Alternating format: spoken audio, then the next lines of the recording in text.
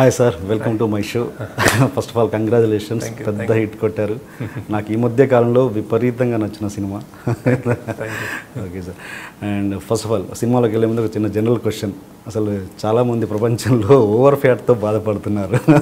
మీరు నాకు తెలిసి కొంచెం తరతరాలు అంటే కొంచెం ఎగ్జాగరేషన్ ఏమో, ఎప్పటి నుంచో ఈ ఫిజిక్ మెయింటైన్ ఇదే ఉంటుంది. ఏంటో రీజన్? ఇదే ఉంటుంది, ఇక తగ్గుతూ ఉంటుంది. సినిమా కొంచెం తగ్గుతుంటాం, మళ్ళీ గ్యాప్ తీసుకుని మళ్ళీ పెరుగుతూ ఉంటాం. సో యాక్చువల్లీ ఎవ్రీ సినిమాకి నేను ప్రెస్ మీట్లో కూడా చెప్పాను 3-4 kgs తగ్గుతాను. యాక్చువల్లీ అసలు తింటారా మీరు? ఎక్కువ ఇంట్రెస్ట్ ఉండదు, అప్పుడప్పుడు అంటే కెలుకుతారు. కరెక్ట్ వర్డ్, ఇంట్రెస్ట్తో ఉంటాను. మరీ సినిమా టైంలో అయితే ఇంకా అసలు మరీ వాళ్ళు చూసుకుంటూ ఉంటారు పక్కన ఫ్రూట్స్, జ్యూస్లు ఇట్లాంటివి తాగుతూ ఉంటారు. ఓకే సార్, సినిమా విషయానికి వస్తే ఇప్పుడు అంటే ఫిదా తీశారు, చాలా అద్భుతమైన సినిమా తీశారు. బట్ బిఫోర్ మీకు అనామిక అనే సినిమా మీరు ఆశించినంత విజయం సాధించలేదు కాబట్టి మళ్ళీ మీ స్కూల్కి వచ్చారా? అదర్వైజ్ మీ లిస్ట్లో ఇది ఉంది ఆర్డర్లో? ఇది ఉందండి. యాక్చువల్లీ బేసిక్గా ఇట్లా నిర్భయ లాంటివి రోజు జరుగుతాయి మనకు. అది విజిబిలిటీ వచ్చి మనకు చాలా అందరినీ కలిసేసిన ఇన్సిడెంట్.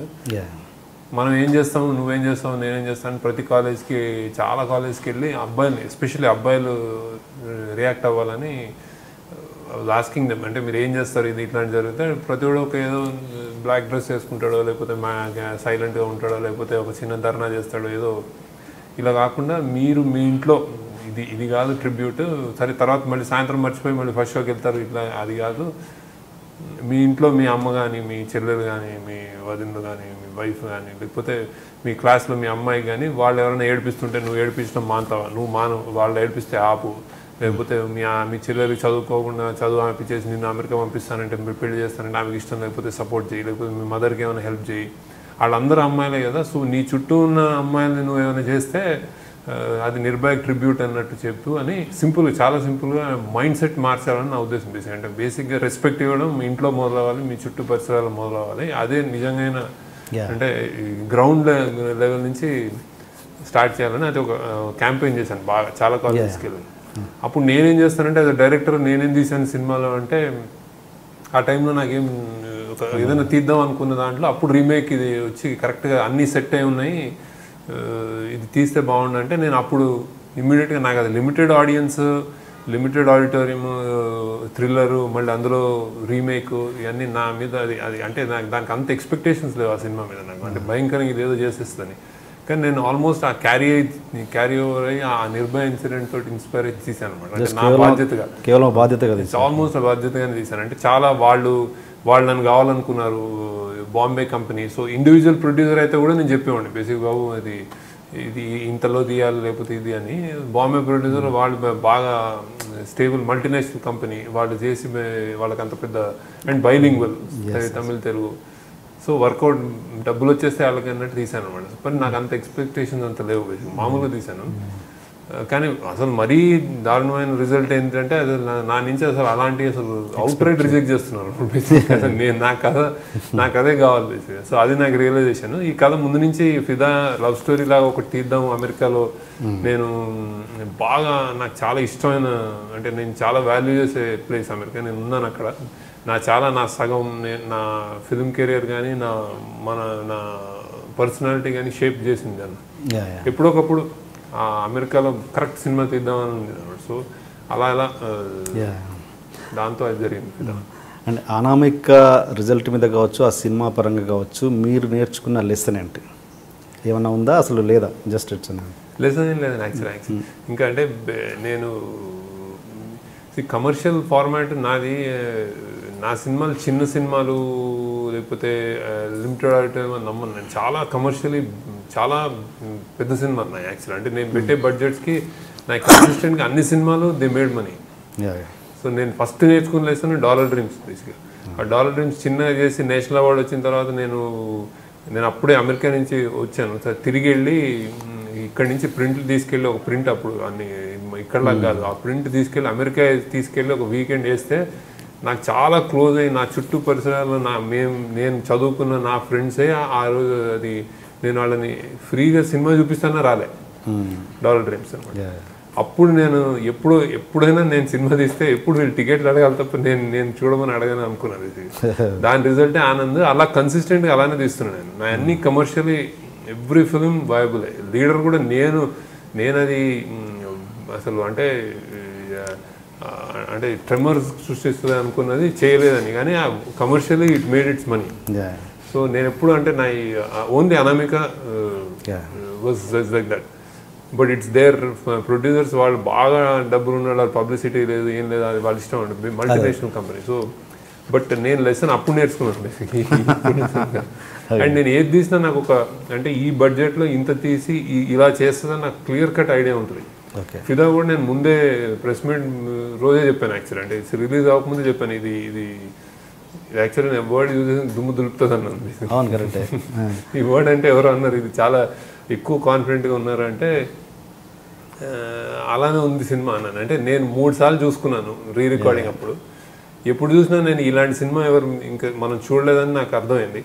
అండ్ మా కష్టం అలా కనిపిస్తుంది. ఇంత కష్టపడి ఇంతగా తీసిన సినిమా ఇంకా ఎక్కడికో వెళ్తుందని నేను కాన్ఫిడెంట్గా ఉన్నాను అన్నమాట. అదే చెప్పాను. సో నాకు ఒక జడ్జ్మెంట్ ఉంటుంది సినిమాల మీద. సో అంటే మీరు అనామకి కూడా అంత రేంజ్లో ఇవ్వకపోయినా హిట్ అవ్వబోతుంది అని చెప్పారు. అనామిక అంతగా చెప్పలేదు నేను. సైలెంట్గా ఇది నాకు నిర్భయ ట్రిబ్యూట్ అని చెప్పాను. నేను జనరల్గా నా ఆడియో ఫంక్షన్ చూస్తే అంటే మీరు మళ్ళీ వేసుకున్నా చెప్తారు. అంటే హ్యాపీ డేస్కి స్టూడెంట్ సినిమాలో ఇలాంటి సినిమా వచ్చి ఉండదని చెప్పాను. లీడర్కి పొలిటికల్ సినిమాలో ఇలాంటి దీని తర్వాత ఇంకో విధంగా మాట్లాడుకుంటారు. పొలిటికల్ జానర్లో ఇలాంటి సినిమా రాలేదని చెప్పాను. అలానే అనామికకి నిర్భయకి నాకు ట్రిబ్యూట్ అని చెప్పాను అన్నమాట. సో నేను గేజ్ చేయగలుగుతాను. అండ్ మీరు కొత్త వాళ్ళతో తీయడానికి ఎక్కువగా ఇష్టపడుతుంటారు కదా, దాంట్లో రీజన్ ఏంటంటే బల్క్ డేట్స్ కావాలన్న ఉద్దేశమా, లేదంటే శేఖర్ కమ్ముల స్టార్స్ని డీల్ చేయలేడనా? అంటే బంచ్ ఆఫ్ స్టార్స్, ఏదో హీరో హీరోయిన్ ఉంటారు. అది ఇప్పుడు అంటే మొదట్లో నాకు అవసరం లేక నేను అప్రోచ్ అవ్వలేదు స్టార్స్కి. అంటే అవసరం లేకంటే మొదట్లో ఫస్ట్ సినిమా ఆనంద్లో నాకు రాక, అంటే కొత్త సినిమా రాక, తర్వాత నాకు అవసరం లేదు. అంటే హ్యాపీ డేస్లో నాకు అవసరం లేదు, అంటే యంగ్స్టర్స్ కాబట్టి యంగ్స్టర్స్. లీడర్లో నేను కొత్త అంటే ఇప్పుడు కొత్త ఇమేజ్ ఉన్న వ్యక్తి కొత్తగా ఉంటే లీడర్ బాగా వర్కౌట్ అవుతారు. రానకి వెళ్ళానమాట.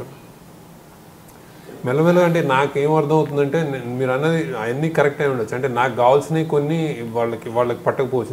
నేను బల్క్ డేట్స్ అడుగుతాను ఒకేసారి, మెల్లగా తీస్తాను, రిహర్సల్స్ అడుగుతాను. అండ్ ఏంటంటే బాగా రియల్ లొకేషన్స్కి వెళ్తాం. ఇప్పుడు ఒక పెద్ద స్టార్ని తీసుకుని నేను బాన్స్వాడలో తీయగలను అంటే తీయలేను బేసిక్గా.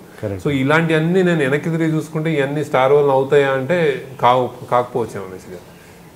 కానీ ఇవన్నీ సెకండరీ, ఇప్పుడు తర్వాత ఆలోచనలు. కానీ ఫస్ట్ థింగ్ ఏంటంటే నేను జనరల్గా కాస్టింగ్లో కొత్త వాళ్ళని, కొత్త ఇమేజ్ లేని వాళ్ళని అట్లా కొంచెం నాకు ప్రిఫర్ చేస్తాను. కానీ అదేమి అజెండా కూడా కాదు. కొన్ని స్టోరీస్కి స్టార్ ఉంటే బెటర్. యాక్చువల్లీ ఫిదాకే నేను స్టార్ బెటర్ అవుతాడనేమో అనుకున్నాను యాక్చువల్లీ. ఎందుకంటే ఇందులో ఈ కథలో ఒక ఆనెస్ట్ లవర్ నాకు ఎందుకో ఏ స్టార్ ఈ మధ్య చేయట్లేదు అనిపించింది. కరెక్ట్. అంటే ఆ స్టార్ వాళ్ళకి ఆ పొటెన్షియల్ మర్చిపోయారేమో అనిపిస్తుంది. అంటే మనం ఎంత స్టీరియోటైప్ ఏమని 10 ఏళ్ళుగా మనము పూరి జగన్నాథ్ గారి హీరోగా తీసుకుంటున్నాం బేసిక్. అంటే ఒక ఫోర్స్ఫుల్, అది చాలా బ్యూటిఫుల్ క్యారెక్టరైజేషన్ ఈడియట్లో ఆయన క్రియేట్ చేసింది. కానీ దాన్ని ఆఫ్ షూట్స్ అన్ని బేసిక్. అంటే ఇంకా మొత్తం అదే నడుస్తున్న టైంలో ప్రాబబ్లీ హీరోలు అంటే వాళ్ళకి వేరేగా చూడట్లేదేమో అనిపించింది. అంటే ఆనెస్ట్గా నువ్వు కంటిన్యూ పెట్టుకునే హీరో నాకు అందుకే ఎప్పుడు పవన్ కళ్యాణ్ గారి దగ్గరికి వెళ్తాను బేసిక్. తొలి ప్రేమ కానీ, ఆయన సుస్వాగతం కానీ, తమ్ముడు కానీ, అండర్ డాగ్ అనమాట బేసిక్గా. మనలో ఒకడు తప్పులు చేస్తుంటాడు, నేర్చుకుంటాడు. ఆ తప్పులు చేసే తత్వం మన హీరోలకి ఒక టికెట్గా పోయింది. ఎవరు కొత్త హీరో అయినా, కొత్త లాంచ్ చేసిన ఏ కొత్త కుర్రోడైనా సరే వాడు రావడమే అన్నీ కరెక్ట్, అందరినీ కొట్టగలుగుతాడు, అసలు కాన్ఫ్లిక్ట్ అనేది లేదన్నమాట. సో ఇది మనకి నిజంగా అంటే నేను నిజంగా కరెక్ట్ చేసుకోవాల్సిన విధానం. సో ఇందులో ఆనెస్ట్ లవర్ ఫిదాలో కంటిన్యూ పెట్టుకుంటాడు. చాలా సిగ్నిఫికెంట్ ఏదైతే నేను స్టేట్మెంట్ చేయదలుచుకున్న సినిమాలో అది చాలా అవసరమైన స్టేట్మెంట్. ఇప్పుడు ఏంటంటే యాసిడ్ దాడులు, హెరాస్మెంట్లు, అమ్మాయి నో అంటే అబ్బాయి తీసుకోలేకపోతున్నాడు బేసిక్. అంటే ఏ అమ్మాయి అయినా అంటే గల్లీ నుంచి ఇక్కడ ఢిల్లీ ఇక్కడ దాకా సిటీలో దాకా ఒక అమ్మాయి నాకు ఏదో అంటాడు, నువ్వు అంటే ఇష్టం అంటాడు, నాకు కాదురా నాకు ఇష్టం లేదంటే తీసుకోలేకపోతున్నారు. సో రిటాలియేషన్ జరుగుతుంది. ఫ్రెండ్స్ మళ్ళీ ఓ నువ్వు అసలు నిన్ను కాదంటదా, నువ్వు నీలో ఏం అంటే ఈడు మళ్ళీ ఫ్రెండ్స్, ఇదే కథలు, ఇదే మధ్యం. సో ఇది ఇన్ఫ్లుయెన్స్ చేస్తుంది అనిపించింది నాకు. ఇందులో ఏంటంటే నువ్వు సిగ్నిఫికెంట్ డైలాగ్ ఏంటంటే నువ్వు నేను నో చెప్పినందుకు రివెంజ్ తీసుకుంటున్నావా అని అంటది ఆమె భయంగా. అంటే కాదు, అది నీ రైట్, నా ప్రాబ్లం, నువ్వు అంటే ఇష్టపడుతున్నాను, నేను చూడలేకపోతున్నాను, సో నేను దూరంగా నా లైఫ్ ఉంటే నువ్వు మళ్ళీ నా ఇంట్లోకి వచ్చావు, నేను తట్టుకోలేకపోతున్నాను అంటాడు అన్నమాట. Almost life is beautiful Nagaraj character అది, ఆమె అది అలాంటి లైనే అంటది అమ్మాయి. అంటే నేను వాడిని ప్రేమించిన నన్ను ఏమన్నా నువ్వు వాడి దాదాగిరిలో అంటాడు, నీకు అన్ని చదువు చెప్పించలే, నేను చేయలే అంటాడు. అంటే అందుకు నేను లవ్ చేయాలా అంటది, అరే అందుకు కాదని వాడు కన్నీరు పెట్టుకుంటాడు అనమాట. సో అలాంటిది ఐ థింక్ హీరో చేస్తే బాగుంటుందేమో. అంటే వాడు బాధపడుతుంటాడు, మనం నవ్వుకోవచ్చు యాక్చువల్లీ ఆడియన్స్గా. మనకి అరే ఆ బాధని నవ్వుతారేమో, స్టార్ అయితే ఇంకా ఎక్కువ అవుతుందేమో అనుకున్నాను, కానీ కుదరలేదు. అంటే so but Varun is decent enough. అంటే అతను ఇప్పుడే మెట్లెక్కుతున్నాడు కరెక్ట్గా. సో ఐ థాట్ నేను అతన్ని కన్విన్స్ చేయడం నీకు పవన్ కళ్యాణ్ గారి లాగా తొలి ప్రేమ లాగా అవుతుందేమో. ఆనెస్ట్గా చేస్తే 10 కాలాల పాటు మైండ్స్లో నిలబడిపోతారు.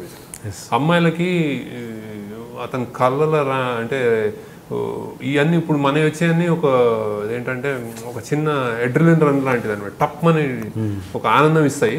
సినిమా అయిన తర్వాత ఓకే ఎలా ఉందంటే బాగుంది, హిట్ అంటే వాళ్ళు మనంతా ప్రొడ్యూసర్లు అందరూ చెప్పుకుంటారు సూపర్ హిట్ డూపర్ హిట్ అని వెళ్ళిపోతారు బేసిక్గా. కానీ ఇలాంటి సినిమాలు ఏంటంటే నిలబడిపోతాయి, అంటే మీ మైండ్లో హాంట్ చేస్తాయి. అమ్మాయిలకి అరే ఇట్లాంటి వాడు బాగుంటాడు అని నువ్వు నిలబడిపోతావు అని చెప్పాను బేసిక్ అతన్ని కన్విన్స్ చేయడం. సో అదే నేను ఆయన పవన్ కళ్యాణ్ గారి ఫ్యాన్ ఫాలోయింగ్ ఇప్పటిదాకా అంత రేంజ్ అంటే అతను మనలో ఉన్నాడు. సో దీనికి స్టార్ కావాలనుకోవడం అది ఆ రీజన్, రాకపోవడం అంటే కుదరలేదు. ఇంట్రొడక్షన్ కొంచెం హెవీగా ప్లాన్ చేశాం. అసలు ఏంటి అన్యాయం, ఏంటి దౌర్జన్యం? 3 రోజుల నుంచి మోసం ఉన్నట్టున్నాయి మొఖాలు. ఎవర్రా మీరు? జూనియర్ ఆర్టిస్ట్ ఉన్నది కూడా లేదు కదా, ఎక్కడ పట్టాడు రా బాబు వీడిని? I love you. పోతారా రే, నాశనం అయిపోతారు. జిమ్మి అన్నారేమి? ఇదే సార్ జిమ్మి. అవులే ఆన్లైన్ అవుపిస్తున్నా నీకు. Hey where are the couple, I want to shoot. ముందు కళ్ళద్దాలు పెట్టుకుని మా కండిషన్ చూడరా Kaabil. So please do subscribe to Lolo K please. iDream 1 million subscribers ki reach ayindandi. Congrats to iDream Media on reaching 1 million subscribers. iDream Media on 1 million subscribers reach Sangu. All the best and congratulations to you. Congrats iDream. Keep up the good work and continue to entertain.